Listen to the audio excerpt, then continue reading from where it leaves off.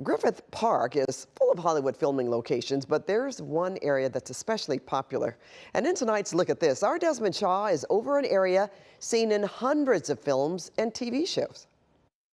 Well, take a look at this area south of the Hollywood sign. This is Bronson Canyon and the Bronson Caves, and it's one of Hollywood's very favorite filming locations, spanning all genres and appearing in movies and television shows for more than 100 years. Along the southern edge of Griffith Park, the caves in this canyon are not natural features, but leftovers from a rock quarry operation. According to moviesites.org, the Union Rock Company operated here from 1903 well into the 1920s. The materials they extracted were carried out on an electric train line used to build other railway lines and streets across the greater LA area. The caves and canyon are named after nearby Bronson Avenue. Quirky fact, the street became the adopted name for late action star Charles Bushinsky, better known as Charles Bronson. He saw the street name when he came to Hollywood in 1954, and he liked the sound of it. Anyway, the first filming took place here in 1919 for Western film serial series Lightning Bryce. Once the quarry closed a couple years later, this became a go-to filming location because of its rugged appearance and close proximity to the Hollywood studios. It was especially popular with low-budget films like spaghetti westerns and B-horror movies of the 1950s.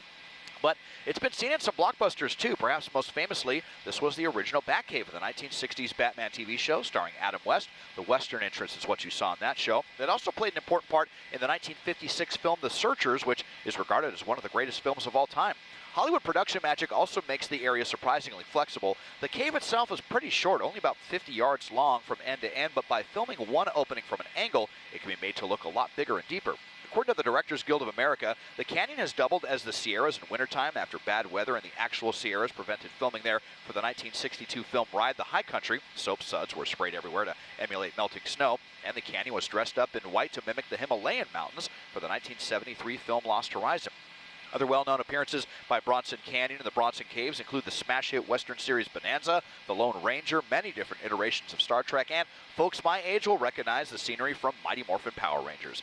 And this being in Griffith Park, it's all open to the public. Unfortunately, there's fencing around the caves, but you can come for an easy, dog-friendly hike to appreciate one of Hollywood's very favorite filming spots, Bronson Canyon, off of Canyon Drive. Taking a look at this from SkyCal, I'm Desmond Shaw. And if you'd like Desmond to take a look at something interesting in your neighborhood, just write us at lookatthis@cbs.com.